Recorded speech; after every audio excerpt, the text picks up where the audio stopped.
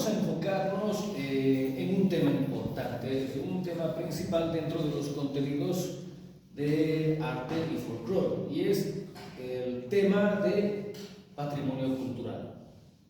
Ese es el tema que vamos a estar desarrollando en este periodo, en estas clases, el tema del patrimonio cultural. Vamos a estar describiendo este tema para iniciar en tres puntos principales. En primer lugar, hablaremos acerca del concepto de patrimonio cultural. En segundo lugar, hablaremos acerca de el patrimonio cultural y su relación con la antropología. Y en tercer lugar, describiremos o puntualizaremos el patrimonio cultural y su relación con la ley. Empecemos por el primer punto, hablando acerca del patrimonio cultural. En principio debemos distinguir dos cosas. Una cosa es el patrimonio y otra muy distinta es el patrimonio cultural. Amigos, ¿a qué nos referimos cuando hablamos de patrimonio?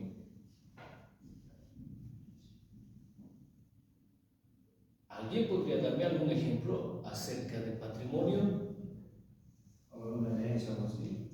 Ya, muy bien. ¿Qué más? Resulta ser que patrimonio es sinónimo de herencia. Bien. ¿Y qué más? ¿Podemos ejemplificar qué es patrimonio? Los algo que nos pertenece o que se hereda. Ya, bien. Bien. Gracias por tu aporte, por tu opinión. ¿Qué decimos aquí? Patrimonio, por ejemplo, dice, no dice, es un patrimonio, la Virgen del Socavón, un patrimonio que nosotros visitamos, algo así. Ya, bien. Todas las respuestas son bienvenidas, todos sus aportes son bien apreciados. Sin embargo, vamos a distinguir conceptualmente sobre todo, ¿no? Conceptualmente qué es patrimonio y qué es patrimonio cultural. Resulta ser distinto, porque cuando hablamos de patrimonio nos referimos a todos esos conjuntos de cosas. Es un conjunto de bienes que se van transmitiendo de generación tras generación. Nuestros pasados han desarrollado cosas por su esfuerzo, debido a su trabajo han formado distintos bienes que les ha servido para una convivencia adecuada, y esas cosas resultan ser una movilidad, dinero, un lote, una casa, distintas cosas que generalmente los papás tienen que transmitírselos a sus hijos, y los hijos tienen que darle un uso a aquello, un uso adecuado, para que aquello también sea transmitido de la mejor manera a sus hijos, y así la herencia o los patrimonios se transmitan de generación tras generación. Patrimonio no es un concepto tan conocido, pero sí es mejor apreciado el concepto de herencia, porque cuando tú tienes que movilizarte en alguna gestión en el juzgado, pues es frecuente hablar que vamos a hacer un trámite para tratar el tema de la herencia, ¿no? Padre, o aquello, ¿no? Exacto. Y es un abogado quien te va a ayudar a hacer ese trámite para que tú recibas la herencia y tengas cuidado con el tema legal, y seguramente tendrán que hacerse muchos procedimientos para poder beneficiarse, ¿no? de ese bien. Y si tú quieres transmitírselo a tu hijo, pues no es tan fácil, ¿no? Hay que hacer una serie de movilizaciones. Y este concepto de patrimonio nace en el ámbito legal, en el ámbito jurídico. Etimológicamente viene del latín patrium, y patrium significa aquello que proviene de los padres. Hasta ahí estamos comprendiendo que patrimonio no es el carnaval de Oruro, el patrimonio no es danzas folclóricas, patrimonio no es una plaza, por ejemplo, patrimonio tampoco no es una festividad patronal, no. Una cosa es patrimonio y otra muy distinta es patrimonio cultural. Y ese es el concepto que a nosotros nos debe interesar. Si es que somos abogados, nos vamos a interiorizar en el concepto de patrimonio, ¿no? Y acerca de las leyes y todas esas cosas en relación a patrimonio. Pero como antropólogos nos llama mucho la atención el tema del patrimonio cultural, que resulta ser distinto. Tal cual como aquel bien material que lo ha tejido tu abuela, ¿no? Con sus manos ha elaborado un tejido artesanal. Ha hecho un aguayo, o ha hecho un puyo, o ha hecho un tejido artesanal que tiene mucho valor, que le ha añadido dibujos, que le ha añadido un color característico, ha empleado distintas técnicas ancestrales para elaborar el tejido andino y se lo ha transmitido a tu mamá. Y tu madre tiene que valorarlo, tiene que apreciarlo. Hay un valor incluso sentimental por ese aguayo. Y ese aguayo tiene que transmitirse también, vamos apagando el celular, ese aguayo tiene que transmitirse también a las siguientes generaciones. Y la mamá le va a dar en las mejores condiciones ese aguayo a la hija. Y la hija tiene la responsabilidad de cuidar muy bien ese bien y así sucesivamente transmitirlo de generación tras generación.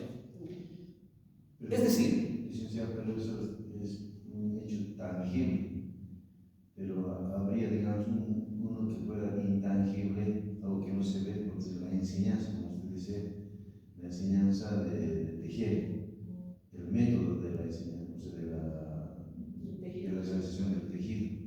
Eso también llega a ser el patrimonio. exacto. Llegamos a comprender que lo que se transmite desde un pasado hasta un presente no necesariamente tiene que ser cosas materiales. También pueden ser conocimientos, también pueden ser saberes, también pueden ser costumbres, también pueden ser tradiciones. Hay cosas que se transmiten de mano en mano, ¿no? Hay cosas que se transmiten de mano en mano. Y hay otras cosas que se irán transmitiendo de boca en boca. Y a eso nos referimos con aquel tipo de patrimonio cultural inmaterial. Hay muchas cosas que nosotros hemos adquirido de nuestros abuelos o nuestras abuelas mediante el ejemplo. O es que de alguna forma, mediante el lenguaje, nos han llegado a transmitir cuentos, una leyenda, una superstición, una técnica para curar el susto, por ejemplo. Hay distintos elementos de valor que se transmiten de generación tras generación. Y así debemos estar comprendiendo que el patrimonio cultural son un conjunto de elementos, ¿no? de valor. Son un conjunto de cosas que tienen valor, ¿no? Tienen un valor artístico, tienen un valor arquitectónico, tienen un valor histórico, tienen un valor educativo, tienen un valor antropológico, tienen un valor documental y son elementos que se están transmitiendo desde generaciones pasadas. Se seguirán transmitiendo hacia nuestro presente y nosotros tenemos esa visión, ¿no? De tener que transmitirlas hacia nuestras futuras generaciones. Y así sucesivamente se transmite un patrimonio que incluso procede desde las culturas prehispánicas. Si hacemos una observación a las cosas que guardamos en los museos, pues ahí se encuentran materiales de las culturas, de las primeras culturas andinas, por ejemplo. Desde esa época, aproximadamente, se está transmitiendo el patrimonio, ¿no? Desde la antigüedad. Bien, ahora vamos a pasarnos al siguiente punto, que es acerca del patrimonio y su relación con la antropología.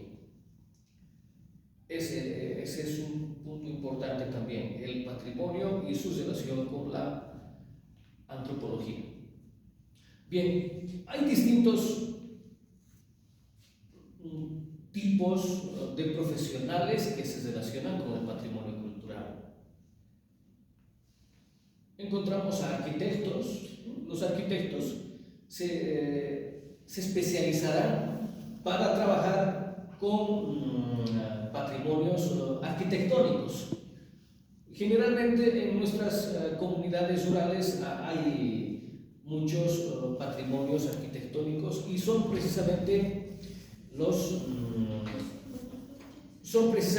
las iglesias coloniales. Todos nosotros hemos conocido una iglesia colonial. Seguramente en nuestra comunidad, seguramente en nuestro municipio hay una iglesia colonial, ¿no? Y que tiene sus características, tiene su historia, tiene un nombre, hay una festividad patronal que se desarrolla en la iglesia. Hay muchas cosas de valor dentro de esa iglesia colonial.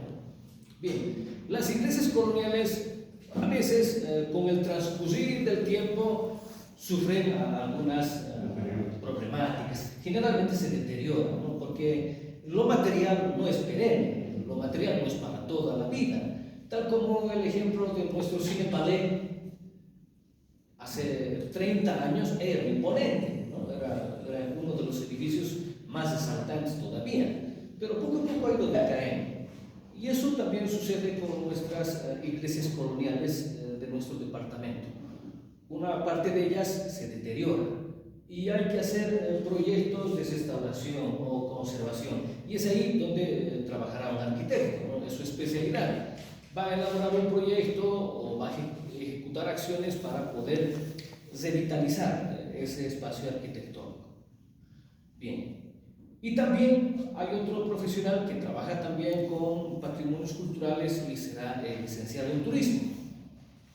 Sin patrimonio cultural no hay turismo. Es difícil que de alguna forma queramos promover el turismo si es que no tenemos atractivos culturales. Es la materia prima. En el turismo la materia prima es el patrimonio cultural. Si no, ¿qué le ofrecemos? Si no, ¿cuáles serán los productos para que lo consuman los visitantes o los extranjeros o los excursionistas o los turistas? No se podría promover el turismo sin patrimonio cultural. Y aquí hay demasiado, ¿no? Hay harto patrimonio cultural, ya sea material o inmaterial. Y es el licenciado en turismo quien se apropia, ¿no?, de esos tipos de patrimonio y genera programas, genera proyectos turísticos para poder presentarlos a la ciudadanía. Lo crítico es que el turismo está decayendo. En cuanto a cómo se desarrollan últimamente los estudiantes que quieren estudiar turismo, ha bajado el nivel académico y el nivel de población en aquellas instituciones de turismo.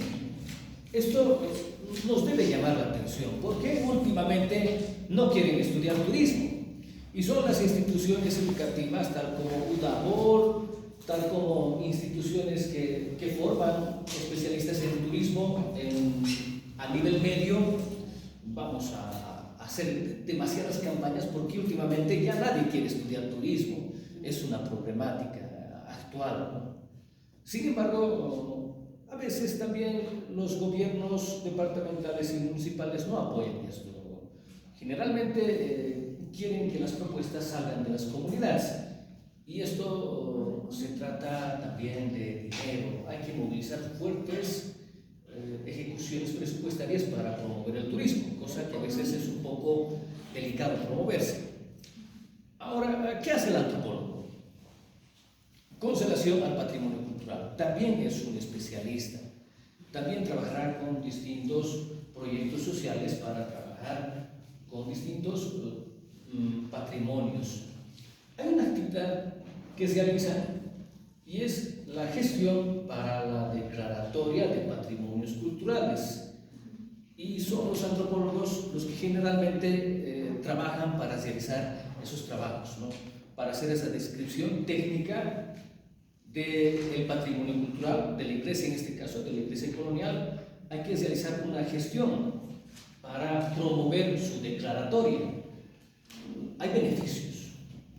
No es por el título nada más, ¿no? Las comunidades tienen también que velar sus intereses, entonces promueven gestiones para que su iglesia, para que su fiesta patronal, para que su atractivo natural, para que su laguna, para que sus instrumentos, para que su comida sea declarada patrimonio cultural. Y son los antropólogos generalmente los que van a realizar esa tarea, esa gestión de promover su declaratoria. Bien, y también veremos antropólogos relacionados con instituciones museísticas. Es un campo de acción también del antropólogo. Pero esto va de la mano también de la gestión cultural. Todo antropólogo está especializado en gestión cultural. Y si es así, también está exigido a trabajar con patrimonios culturales. Bien, entonces hay una estrecha relación. El antropólogo es especialista en patrimonios culturales. Es su razón de ser también, porque todo especialista, mejor dicho, todo antropólogo tiene un objeto de estudio. ¿Usted sabe cuál es el objeto de estudio de la antropología? La investigación. Sí, la investigación. Ya, bien, es una respuesta que se va a recibir muy bien. ¿Usted sabe cuál es el objetivo de la antropología? El objeto de estudio de la antropología. La catalogación de bienes. Ya, muy bien. Gracias por su aporte. Seguimos preguntando, ¿cuál es el objeto de estudio de la antropología? ¿Cuál es nuestra razón de ser? Eso es también, así también quisiera preguntarles, ¿cuál es el objeto de estudio de la antropología? El estudio del hombre a lo largo de la historia. Claro, bueno, ese es el significado de antropología. Es el estudio del hombre. Literalmente antropología es el estudio del hombre. ¿Y cuál es nuestro objeto de estudio? Cultura. Exacto, esa es la respuesta correcta. El objeto de estudio de la antropología es la cultura. Es la cultura, claro, porque generalmente es el estudio del hombre. Claro, está bien. Y si la comparamos con la psicología, pero la psicología también estudia a la persona, pero tiene un objeto de estudio, y la psicología se enfoca en su comportamiento. Es otra cosa, su comportamiento. Pero a nosotros nos llama mucho la atención la cultura, y ese es nuestro objeto de estudio. Como antropólogos somos especialistas en la cultura, y la cultura también es material. Y también, por otro lado, son costumbres, tradiciones, mitos, creencias, comportamientos, personalidad, ideas, religión, creencias. Bueno, pero por un lado la cultura también es material, por eso también nos interesamos en lo que produce el hombre con sus manos. Y hay cosas que produce el hombre y resultan ser patrimonios culturales. Bien, ahora vamos a pasarnos al tercer punto, donde definimos o puntualizamos lo que es el patrimonio y su relación con la ley. ¿Su relación Con la ley. Con la ley. Tiene que haber participación de la ley. Probablemente nos peguemos un poco a la materia de gestión cultural. Probablemente esto ya lo hayan desarrollado, pero es importante la participación de la ley cuando se habla de cultura. Es importante. Tú vas a las comunidades y puede ser que un ingeniero civil se encuentre una pieza fósil. Generalmente los ingenieros civiles trabajarán realizando construcciones o realizando un ripiado. Trabajarán probablemente en una zona arqueológica y puede ser que la suerte le lleve a encontrarse un resto arqueológico, un fósil arqueológico, como ser el hueso de un mastodonte, por ejemplo. Ese ingeniero civil, puede pasarse de tigre y llevárselo a su casa. Sin embargo, hay reglas, hay normas, hay leyes. Y Y a veces incluso esas acciones están penadas por la ley.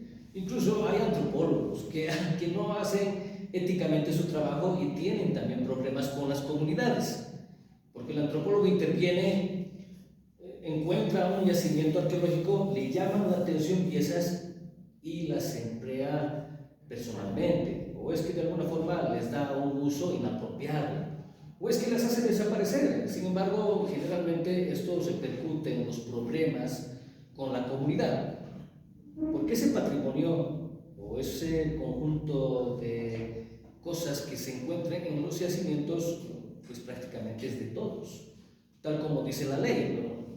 El patrimonio cultural es de todo el pueblo boliviano. Entonces hay ciertas cosas que tienen sanciones. A pesar de aquello, creo que aquí no hay tanto tráfico de patrimonios como en el Perú. Porque si vemos la realidad del Perú, hay familias que subsisten por el robo, mejor dicho, hay familias que subsisten haciendo tráfico con patrimonios. Generalmente se los llama huaqueros, ¿no? El huaquero es aquel que conoce muy bien sitios donde hay yacimientos arqueológicos, los desentierra y hace comercialización con aquello. Lo lleva a la ciudad o se lo muestra a un visitante o a un extranjero y lo comercializa. Y generalmente hay muchísimas cosas de valor y siguen existiendo aquí en Bolivia, por ejemplo, en nuestro territorio andino, muchas cosas guardadas, ¿no? Hay mucho material que seguir explorando, pero en otros sitios como en el Perú esto es una problemática, ¿no? Es vender la cultura, es vender el patrimonio cultural, pero bueno, debe ser un poco difícil el limitar esas actividades. Hay familias que subsisten, ¿no? O sea, es su trabajo, ¿no? Se dedican a esa actividad para mantener a sus familias. En el Perú resulta ser algo normal. Sin embargo, aquí pues hay que conocer un tanto a profundidad. Aquí tenemos una abogada y nos va a apoyar en esa parte. ¿Puedes ayudarnos, Evelyn, a describir qué pasaría si es que una persona hace un tráfico ilegal de un bien patrimonial? De un cuadro, por ejemplo. Un cuadro, por ejemplo.